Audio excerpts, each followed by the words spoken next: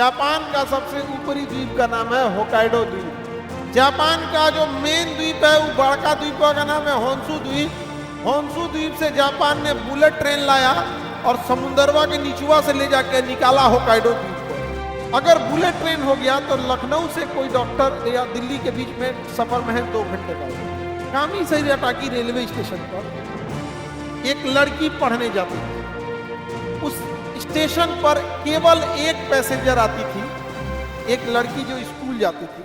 Japan का सबसे ऊपरी द्वीप का नाम है होकाइडो द्वीप। देखो उसके नीचे वाले द्वीप का नाम है होन्शु द्वीप। जापान का सबसे बड़ा द्वीप होन्शु और सबसे ऊपर वाला होकाइडो। इधर मेरी ओर देखो, होकाइडो और होन्शु के बीच में समुंदर है, सुगारू जल संधि। पढ़ो यहाँ देखना, होकाइडो द्वीप और होन्शु द्वीप आपस में सटे नहीं है, बीचवा में समुंदर है, सुगारू जल संधि। मिला, बीच में समुंदर है, नाम है उसका सुगारू जल संधि। होन्शु द्वीप से जापान ने बुलेट ट्रेन लाया और समुंदरवा के निचुआ से ले जाके निकाला होकाइडो द्वीप पर। बुलेट ट्रेन कहाँ ले गया? समुंदर के नीचे। और निकाला कहाँ पे? और उसको ढाप दिया उसमें। यहाँ पे समझ में आ गया कि नहीं आ गया? गजब का टेक्नोलॉजी है। किसके बाद? जापान। और जापान से हम लोग का क्या आ रहा है? Bullet train. पैसा भी कौन दिया? जापान। टेक्नोलॉजी भी दिया जापान, ट्रेन भी दिया जापान। दोनों द्वीपों के बीच में क्या ले गया? Bullet train. कौन ले गया? जापान। देखो टेक्नोलॉजी, जब तक स्पीड नहीं रहेगी डेवलपमेंट नहीं होगा। एग्जांपल के तौर पर लखनऊ से आपको दिल्ली जाना है तो कैसहू करके रखिएगा 6 घंटा लग जाएगा। हवाई जहाज से जाइएगा तो भले सफर 1 घंटा का है, लेकिन हवाई जहाज का अपना प्रोटोकॉल 4 घंटे का होता है। 1 घंटा जाने में लगेगा क्योंकि शहर से बाहर है, 1 घंटा आपको चेकिंग उकिंग में लगेगा, 1 घंटा का सफर हो गया। मतलब एयरपोर्ट का अपना प्रोटोकॉल 4 घंटे का, और हवा में आप जितना घंटा रहते हैं जोड़ लीजिए। लेकिन अगर बुलेट ट्रेन है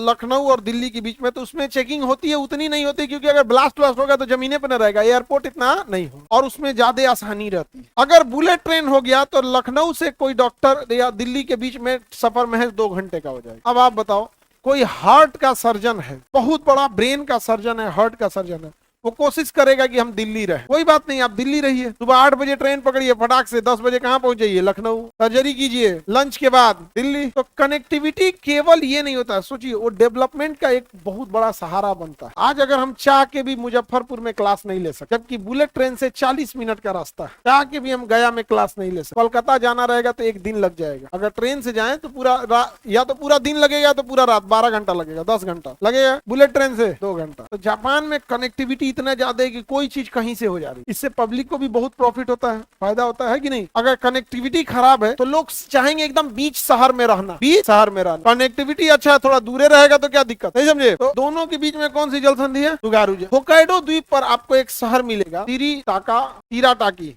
कामीशिराटाकी। अब कामीशिराटाकी जो शहर है वो किस द्वीप पर है? होकाइडो द्वीप। अब जापान की जनसंख्या ज्यादा नहीं है, जापान की जनसंख्या बांग्लादेश इतना है। अब कामीशिराटाकी जो था वहाँ एक रेलवे स्टेशन था। समझिएगा जापान इतना आगे क्यों। कामीशिराटाकी रेलवे स्टेशन पर एक लड़की पढ़ने जाती थी। उस स्टेशन पर केवल एक पैसेंजर आती थी, एक लड़की जो स्कूल जाती थी। तो जब रेलवे ने मीटिंग बुलाई और कही कि इस स्टेशन को खत्म कर देते हैं, इस स्टेशन को खत्म कर देते हैं, क्योंकि यहाँ टिकट नहीं बिकता है, बस एक ही टिकट बिकता है और वो रेगुलर बिकता है। तो पता किया गया कौन खरीदता है? तो एक लड़की खरीदती थी, क्योंकि उसको से स्कूल जाना होता था, स्कूल जाना था। कहा गया कि स्टेशन बंद कर देते हैं, बिना मतलब का इस स्टेशन पे 50 को स्टाफ लगाना पड़ता है, क्योंकि स्टेशन रहेगा तो हर एक स्टाफ रखना पड़ेगा, इनकम नहीं हो रहा, बंद कर देते हैं, स्टेशन यहाँ से हटा देते हैं, ट्रेन यहाँ से सीधे गुजर जाएगी, स्टॉपेज हटा देते हैं। तो कहे कि स्कूल कैसे जाएगी? कहे उसको एक बस सर्विस दे देते हैं। तो जापान ने कहा कि नहीं, इससे ये पता चलेगा कि जापान एजुकेशन से ज्यादा पैसे को महत्व दे रहा है, इसलिए जब तक उस लड़की का कॉलेज खत्म नहीं हो जाएगा ट्रेन रुकती रहेगी। अगले 7 सालों तक उसका कॉलेज चलता रहा, वो आगे गई हाई स्कूल, इंटर, ग्रेजुएशन, और तब तक वो ट्रेन रुकती रही। जब उसका कॉलेज खत्म हुआ, जॉब लग गया, तब स्टेशन को वहां खत्म किया गया।